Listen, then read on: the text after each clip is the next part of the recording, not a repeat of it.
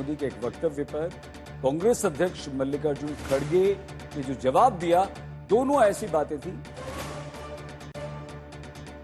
हम क्योंकि दशहरा है आज, इसलिए देखिए हम प्रधानमंत्री नरेंद्र मोदी, राष्ट्रपति द्रौपदी मुर्मू जी ये विजयादशमी के अवसर पर रामलीला मैदान पहुंचे हैं दोनों। और काफी मशहूर लवकुश रामलीला, यहाँ इसका मंचन चला आ रहा है और देश श्री धार्मिक रामलीला कमेटी की ये तस्वीरें हम आपको दिखा रहे हैं, जहां पर प्रधानमंत्री नरेंद्र मोदी और राष्ट्रपति द्रौपदी मुर्मू जी पहुंचे। प्रदीप जी, देखिए बहुत ही आज विजयदशमी का दिन है सईद जी, और मैं कहना चाहता हूं कि आज बुराई की अच्छाई पे जीत है और ये काफी अच्छा दिन है। और प्रधानमंत्री नरेंद्र मोदी जी और द्रौपदी मुर्मू जी हैं, और ये दर्शाता है कि जैसे हम कहते हैं कि संस्कृति और विकास दोनों साथ में जाता है, और ये हमारे देश की सनातन संस्कृति है, हम देख रहे हैं इस वक्त। और एक और बात अगर आप इसमें देखेंगे कि काफी ज्यादा भव्य रूप से लोग यहाँ पे मौजूद हैं। तो एक कोविड काल हुआ करता था, जब आपको याद हुआ था, जब हम इतना बड़ा नजारा नहीं देख पा रहे थे, पर आज जो है हम 2 साल बाद इनफैक्ट ये देख रहे हैं कि किस तरीके से देश की जनता, दिल्ली की जनता और दिल्ली की भव्य रामलीला के लिए जानी जाती है। प्रधानमंत्री यहाँ पे हैं और कुछ ही समय में हम रावण दहन भी देखेंगे। श्री धार्मिक रामलीला कमेटी में प्रधानमंत्री नरेंद्र मोदी, राष्ट्रपति द्रौपदी मुर्मू जी दोनों यहाँ पर मौजूद हैं। और असत्य पर सत्य के इस पर्व, बुराई पर अच्छाई के त्योहार दशहरे पर प्रधानमंत्री नरेंद्र मोदी बोलिए बोलिए सियापति रामचंद्र भगवान की राम, जय, लक्ष्मण और हनुमान लाल की जय। ये कलाकार हैं ध्वनि से जो मंचन करते हैं, और खूब प्रधानमंत्री नरेंद्र मोदी प्रतीक रूप से उनकी पूजा करते हुए। कुछ कहना चाह रहे हैं प्रदीप जी? देखेंगे कि कितना मार्मिक ये दृश्य है सही जी। यहाँ पे लोग जो है बड़ी उत्सुकता से इंतजार कर रहे हैं कि कब जो प्रभु श्री राम के वेश में जो व्यक्ति हैं, यहाँ पे प्रधानमंत्री राम जी, लक्ष्मण जी सबको टीका लगा रहे हैं, सभी स्टेज पर मौजूद हैं। और वो जो दृश्य होता है जब धनुष के साथ में रावण का दहन होता है, ये बहुत प्रतीकात्मक है, क्योंकि ये दर्शाता है कि कितना भी कलयुग हो, बुराई पर हमेशा अच्छाई ही जीतती है। यहाँ पे दिल्ली के अध्यक्ष भारतीय जनता पार्टी के वीरेंद्र सचदेवा जी हैं, आदरणीय प्रधानमंत्री मोदी जी बीच में बैठे हैं और द्रौपदी मुर्मू जी भी हैं। तो ये काफी भव्य दृश्य है, और मुझे लगता है कि इस वक्त सही जी सब लोग इंतजार कर रहे हैं कि कब जो है रावण का दहन होगा और फिर आतिशबाजी होगी। तीर चलाएंगे प्रधानमंत्री नरेंद्र मोदी जी। और ये 2014 के बाद से आप देखेंगे कि ये इस वक्त ये जो रामलीला हो रही है लाल किले पे हो रही है। अगर मैं लाल किले पे हो रही है, और 2014 के बाद से हमेशा प्रधानमंत्री नरेंद्र मोदी यहीं पे आकर रामलीला पर रावण दहन जो है उसमें सम्मिलित होते हैं। और विजयदशमी इसीलिए इसको कहा जाता है क्योंकि ये बुराई पर अच्छाई की जीत का जो पावन पर्व है। और आज नवरात्रि के बाद में नवरात्रि के 9 दिन भी पूर्ण हो चुके हैं। बंगाल के अंदर आज नवमी मनाई जाती है, कल अष्टमी थी, और कल हमारे 9 दिन भी पूरे हुए नवरात्रि के। तो इसीलिए अब थोड़े समय बाद दिवाली आएगी, तो ये बड़ा बहुत ही सांस्कृतिक और भव्य दृश्य है। शारदीय नवरात्र के अंतिम दिन विजयादशमी यानी कि दशहरा का त्यौहार इस समय धूमधाम से मनाया जा रहा है। और दिल्ली श्री धार्मिक रामलीला कमेटी में प्रधानमंत्री द्रौपदी मुर्मू जी की तस्वीरें हम आपको दिखा रहे हैं। और इसी दिन लंकापति रावण के पुतले का दहन कर असत्य पर सत्य की जीत का जश्न मनाया जाता है। जो शिव शक्ति का विजयादशमी के साथ ही शारदीय नवरात्र ये शुभ पर्व भी संपन्न होता है। और यहाँ इस समय हम वीरता का प्रतीक एक गदा है, वो मैं तस्वीरें आपको सीधी दिखा रहे हैं। बस आज रावण जलेगा देश भर में, बस अब से कुछ ही देर में। कुछ कहना चाह रहे हैं प्रदीप जी? 9 दिन का उनका निर्जल फास्ट भी रहता है, तो आज वो फास्ट भी ब्रेक होगा। तो पिछले कई सालों से वो 9 दिनों तक निर्जल फास्ट पे रहते हैं, तो आज 9 दिन से फास्ट कर रहे थे। आपने नवरात्रि का जिक्र किया, तो इसलिए ये भी बहुत महत्वपूर्ण आपको बताना चाह रहा था। बहुत धन्यवाद प्रदीप जी हमारे साथ इस चर्चा में शामिल होने के लिए। तो हम लगातार बने हुए हैं इस खबर पर। देश भर में दशहरा यानी कि विजयादशमी का त्यौहार, ये पर्व धूमधाम से मनाया जा रहा है। हर्ष उल्लास, विजय का पर्व दशहरा बुराई पर अच्छाई की जीत का सबसे बड़ा प्रतीक माना जाता है। दशहरा का पावन अश्विन मास के शुक्ल पक्ष की दशमी तिथि को यानी कि आज मनाया जाता है। और ये वो क्षण जिसका उल्लेख प्रदीप जी कर रहे थे अभी कुछ देर पहले हमसे, द्रौपदी मुर्मू जी धनुष बाण के साथ राष्ट्रपति। तो देश भर में दशहरा यानी कि विजयदशमी का पर्व मनाया जा रहा है। दिल्ली की तस्वीरें हम आपको दिखा रहे हैं। हर्ष और उल्लास तथा विजय का पर्व दशहरा बुराई पर अच्छाई की जीत का सबसे बड़ा प्रतीक।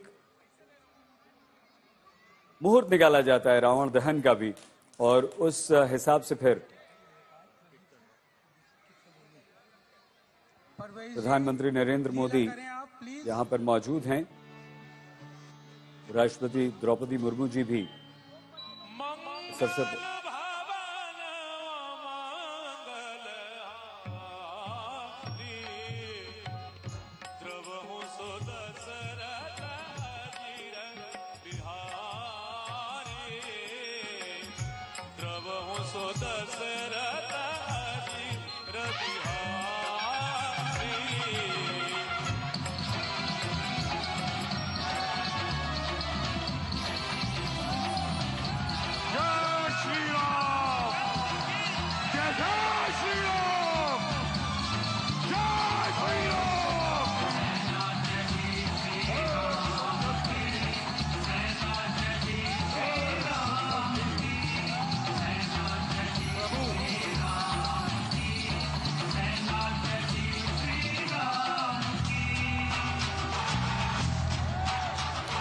दुष्टों के संहार को,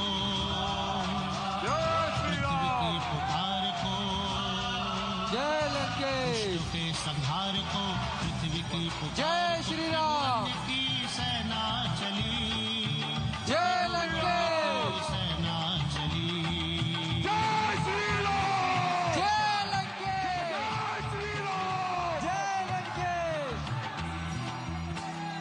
पाप के विकार में, जय प्रभु, अति अंधकार में, जय लंकेश। पंडित राजकुमार शास्त्री जी मौजूद हैं।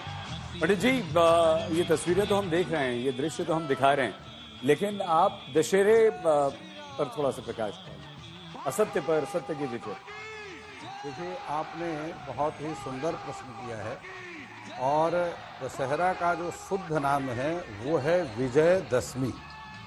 विजयदशमी का अर्थ है कि जिस दिन रावण के 20 भुजाएं हैं और 10 सिर हैं, ऐसे 10 सिर और 20 भुजाओं वाले अत्याचारी पर इस देश के यशस्वी और जिनको हम भगवान ही मानते हैं और भगवान ही हैं, रामस्तु भगवान स्वयं, राम स्वयं भगवान हैं, उन्होंने उस अत्याचारी पर विजय प्राप्त किया।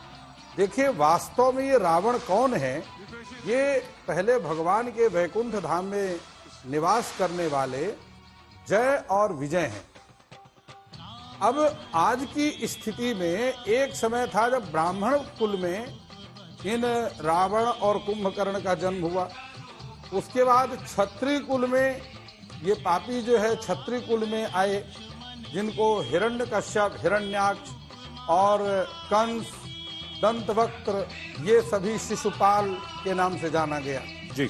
और आज की स्थिति में आप देखिए कि घर घर में इस प्रकार के अत्याचारी पैदा हो रहे हैं जो कि देश की गरिमा को नष्ट करना चाहते हैं। और इसके लिए मैं आपके चैनल के माध्यम से जी मंदिर प्रकोष्ठ को बहुत धन्यवाद करता हूं, जो सनातन धर्म के लिए काम कर रहा है, और करनैल सिंह भी बहुत तन मन धन से उसके लिए काम कर रहे हैं। देश के यशस्वी प्रधानमंत्री जी जो सनातन के लिए काम कर रहे हैं, देश के लिए काम कर रहे हैं। नेशन फर्स्ट इनका एक संकल्प है कि देश हमारे लिए प्रथम है, और इसके बाद जो है ये बाकी चीज़ें, पार्टी सेकंड है और बाकी चीज़ें थर्ड में आती हैं। तो ऐसी स्थिति में देखिए, मैं आपको बतलाता हूं कि ये बहुत ही प्रशंसनीय प्रश्न है। और विजयदशमी का अर्थ है जिस समय भगवान श्री राम और रावण युद्ध के लिए सामने बैठे हुए खड़े हुए हैं, रावण अपने रथ पर सजा जो है अनेक प्रकार के अस्त्र शस्त्रों को लेकर के आता है, और भगवान श्री राम से युद्ध करने के लिए रथ पर चढ़ करके आता है। और वहां पर भगवान श्री राम के पास में ना तो रथ है और ना ही कोई सारथी है, केवल एक धनुष बाण है और एक तरकस है, जिस पर भगवान श्री राम लेकर के युद्ध के लिए खड़े हैं। अब ऐसी स्थिति में जब एक पूरे रथ से सजा हुआ और धनुष बाण अस्त्र शस्त्रों से सजा हुआ रथ जिसके पास में है, और उस दूसरे के पास में ना रथ है ना सारथी है, केवल एक तरकस और से भरा हुआ, जो बाण से भरा हुआ तरकस है और हाथ में धनुष बाण है, ऐसे दोनों विपरीत परिस्थिति में जो दोनों कोई मुकाबला नहीं है युद्ध का, क्योंकि युद्ध में दोनों बराबर के जो है टक्कर के योद्धा होने चाहिए, और वहां पर ऐसी स्थिति नहीं थी।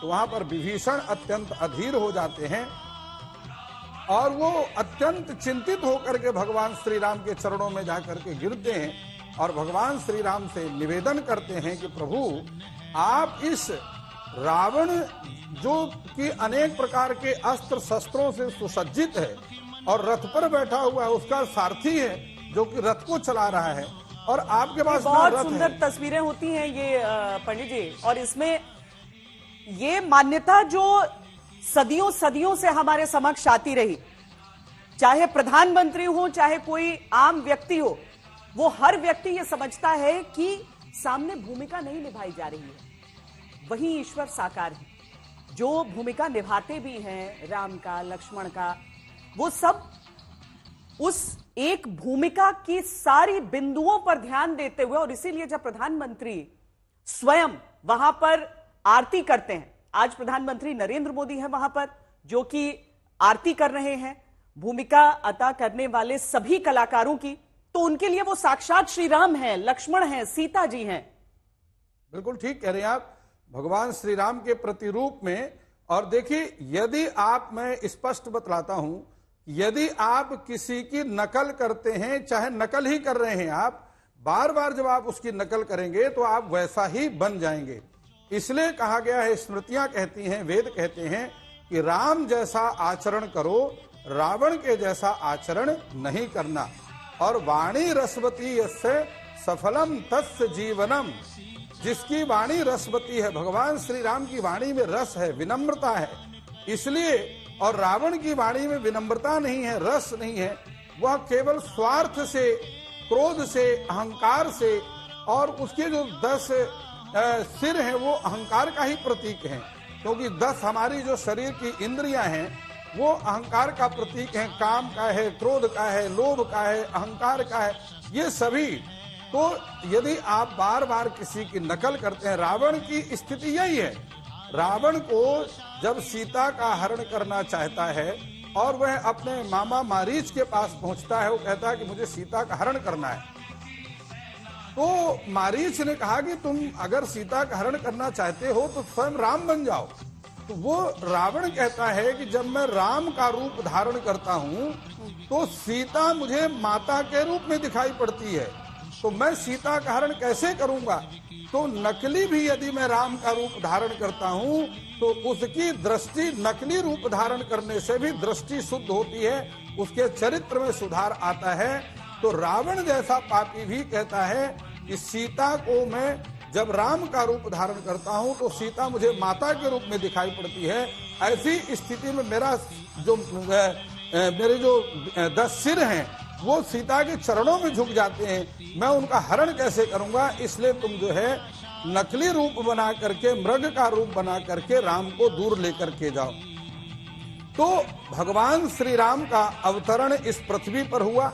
और सबसे बड़ी बात श्वेता जी देखिए कि भगवान श्री राम ने जो युद्ध किया, देश के लिए कितना बड़ा बलिदान किया कि भगवान श्री राम ने भारत भूमि में एक भी युद्ध नहीं किया।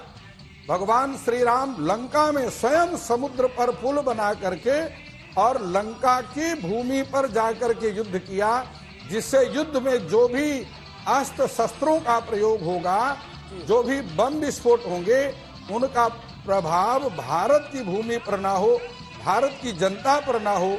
वह लंका में स्वयं जाकर के ब्रह्मांड में कोई एक ऐसी कथा नहीं है जिसे जितनी बार भी सुना जाए लगता है कि कम ही है, बार बार सुने उस कथा को।